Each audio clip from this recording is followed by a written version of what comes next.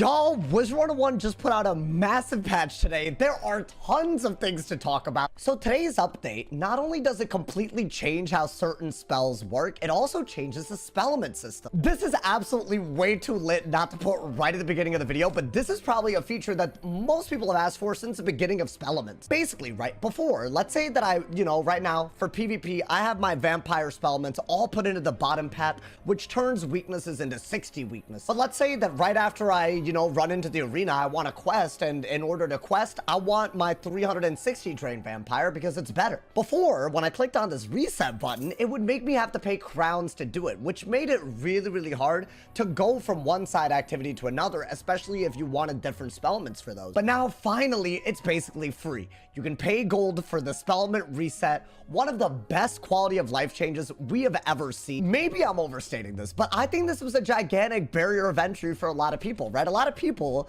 like for example, for me as like a adept, I would want to quest with the top path scarecrow, right? But the second I want to go into PvP, this is an extremely good blade counter. For a lot of people that don't want to spend crowns every time they switch from doing two different things that they like, PvP was probably the thing that they were like, you know what, that's not worth it. This is way better at the top path. I don't want to spend crowns to switch. This is a big W on that alone. But this update was also a gigantic spell overhaul, and honestly, I think some of these are kind of crazy. There are three major things that changed with this update that you might notice. There are some exceptions to this, but this is what I'm going to be covering because I think that's what's going to affect the game a lot. Every shield gambit, give or take, has changed a little bit. Every overtime gambit has changed a little bit. And there's also TC bans, meaning spells that were originally able to be used in PvP in treasure card form are no longer able to be used, especially those that did a ton of extra damage or did things outside of the school's identity. I thought I'd cover them because, I feel like they're all going to affect the meta quite seriously. The big one are shield gambits, right? I think everyone knows how stupid these are if you've done PvP. Now, spells like Doom Oni, Jin, and Ice Ion all got a slight debuff in terms of the multiplier that you get on the damage from casting this. And what I mean by the multiplier is, it says it's 1,000 base damage, but if you gambit 4 shields, meaning if you have 4 shields on,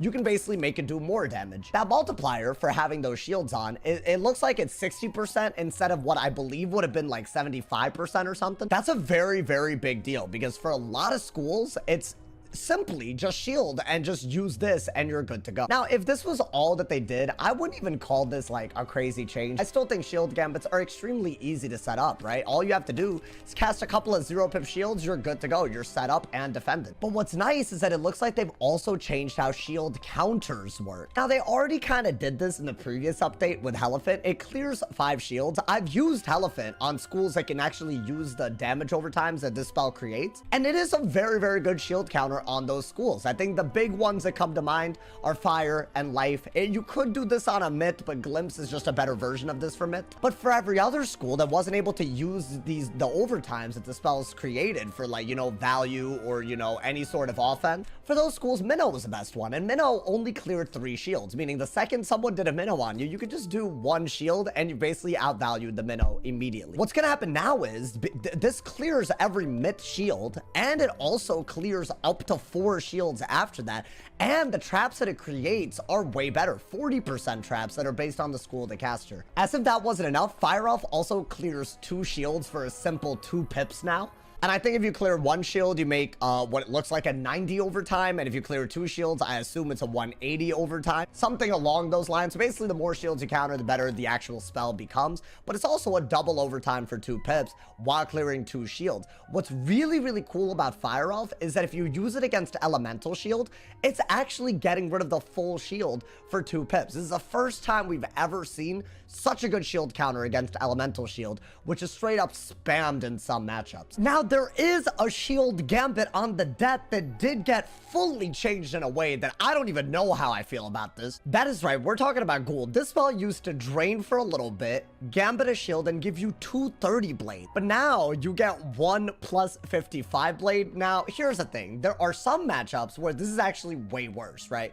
there's matchups that, you know, if you go against people, they'll shield, and then normally when they shield, you'll go for a poison. The matchups that can actually shift the poison back to you, those are actually much worse to use this against now. The big ones there are going to be life, myth, and balance. These are spells that for one reason or another can shift an overtime over to you back. But against every other matchup, this is a ridiculous spell, and against them, I feel like letting a death shield is just going to be a really bad idea, because imagine that not only are you shield breaking, but you're probably using like a useless shield, like, you know, left over from a previous shield, and you're getting a 55 blade on something like a Drain or a Grim. This seems really ridiculous for 2 pips, even though in some ways it's weaker than previous. Even other schools with shield gambits, like, it's not like shield gambits are gonna be lost from the conversation. Let's look at Myth, for example. Now, keep in mind, this is what Myth Jin looks like. This is still a ridiculous spell, so it's really gonna be important that the counters are good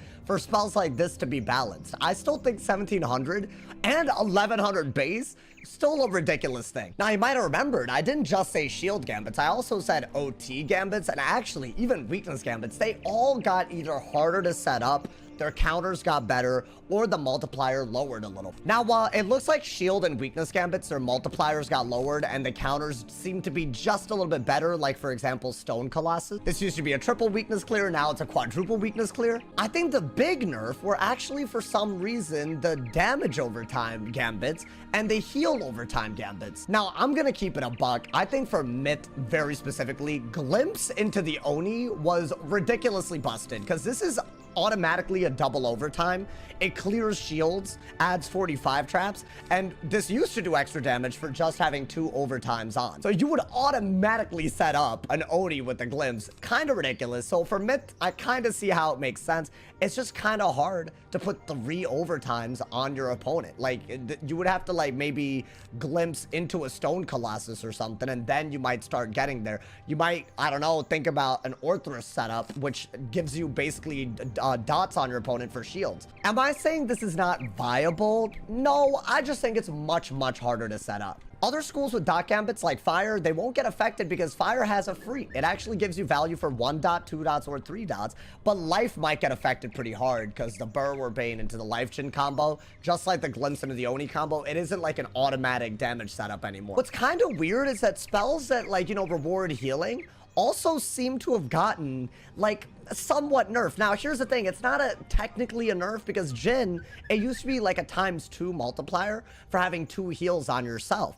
But now it's more than a ×2, but you need 3 heals on yourself. I think one of the only ways to, like, straight up actually, like, you know, like set up like a heal gambit now is to rebirth, which means you probably want to use this as like a trap counter into damage type of thing. It's still possible, just a little bit harder. Now, I actually think the things that affect Myth the most take place in the TCs. There's a ton of TC bans this update. They seem to really affect Fire, Myth, and Balance a lot. The big one, y'all. Bassi is finally no PvP. I cannot stress enough, this spell was great. It was fun. It was amazing to use as a Myth. I enjoyed every time I cast it. But it is obviously crazy broken, right? If you're going against like a low-res school and they don't pull one of these stun blocks, this spell was an auto win. It was actually just luck-based whether they pulled it, and you would just win. Considering how many sources of damage Myth has, like Ninja Pigs, Stone Colossus, Jin, they have a hit and shield for free, they have Glimpse still, this didn't get nerfed. Considering all of that, this is not gonna really affect their winnability. It's just gonna affect their ability probably against, like,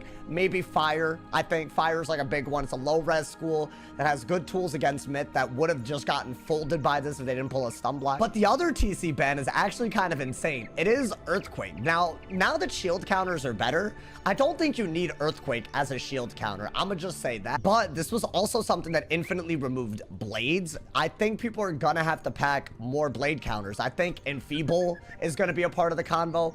On an offensive school, if your opponent blades and you don't buff, it's like you're falling behind. So that's another thing to keep in mind, like either counter, blade back, or shield up for a gambit if that's your goal. Right, there's definitely options, but considering this was a fairly universally used spell, this is gonna probably shake up the meta the most out of most of the TC bans we're about to go through. Now, other than Myth, I would say the really big schools that are affected are Fire and Balance from the TC ban. Now, I might just be coming off like a hater, I guess, but I've always thought Ifrit was one of the stupidest spells ever, and finally, there is no way to use this in PvP. I'm sure some people are gonna hate that because I don't know, I guess some people like how Ifrit used to be. For one, the new Ifrit is a ridiculously powerful spell, and it is currently the one spell that kind of is still good when you have dots on your opponent, because this gives you extra damage for having 1 dot, 2 dots, or 3 dots on your opponent. Right, the dot gambit nerf on these, like, you know, gambits, basically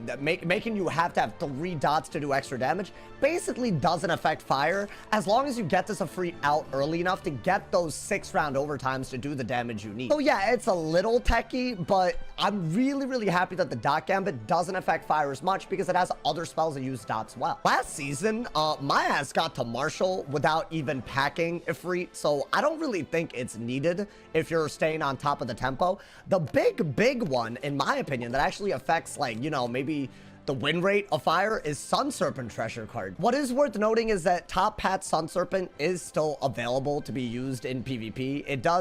It can do more damage than the TCs used to do, but it's not as simple as just pulling it from your side deck when you need it, right? So you might need to pack more than like a couple like you would in side deck. You might have to discard it at times where you don't need it because you need other things. But unless you were really getting carried by Ifrit, this isn't like a big fire nerf at all. In fact, I would argue because of shield gambits being, you know, a little bit weaker and shield counters being better, fire is somewhat even more dominant than they used to be. And that brings us to balance. Now, a lot of people are saying that balance kind of got gutted by the TC changes. Right now, Chimera and Sabertooth, these are your big heavy hitters at 9+ pips. They're both no PvP in TC. Now, the bright side is you can do a main deck Chimera and basically get the full value of the Chimera. You're losing about 100 damage. It is a pretty serious nerf, but that doesn't mean that Chimera is like out of the question. This is still a very powerful card. I would argue that against low res schools, this is still your best finishing move on a balance. Sabertooth, on the other hand, yeah, this is just an L. However, the schools that, you know, maybe shields would have been, you know, the spirit shield specifically would have been useful against, they're all weaker in some ways, right? Death, which is one of the spirit shield schools, they can't really ghoul into the poison into the wraith, which is really their big combo considering you mana burn away their other combos. The reason why that's not as easy to do is because ghoul only gives you 1 blade. So if you use the blade on a poison, then you get gearheaded, and now you don't have a buffed wraith, and you have to deal with a buffed poison on you. You wouldn't really want to be shielding against a myth anyways. This wasn't really one of those spells that was good against it, but I guess now that Glimpse doesn't automatically set up Oni, maybe this hurts the myth matchup a little bit. And I'm gonna be honest, in terms of the life matchup, I really don't think Sabertooth was one of those spells you needed. I think Chimera was always better because you try to get them to have a damage bubble and you go for Chimera, right? That's what made sense. So out of these two, I think the Chimera ban is honestly really annoying. I assume this was simply banned because it's just doing a little bit more damage than a balance should be doing for their damage per pet. But I would argue that balance specifically is really only going to be affected by other schools getting better or worse, mainly worse, which really might actually make balance a little bit more competitive than it used to be. At least there's going to be some counterplay that there just wasn't before. All in all, y'all, in my opinion, out of everything in the game right now, I still think the most broken mechanic that remains, you know, now that maybe shield gambits aren't as crazy, maybe now that it's not as easy to instantly set up hot and dot gambits, it would just be drains. I feel like drains are still doing way more than a death needs to be doing for their damage, resist, and health. I think this is something they need to change in PvP alone so that, you know, if you're questing, this isn't something that will affect you because this is something that a lot of people like when they're questing. All in all, seems like a pretty W update, so I'm looking forward to PvPing with this. Let me know what you guys think of all the spell changes, the Spellement update. Obviously, I look forward to reading all of y'all's opinions. Drop a like if you enjoyed, leave a sub review, and if somebody hasn't told you you're awesome today, they doing something wrong. Stay awesome, see y'all soon, and yeah, y'all.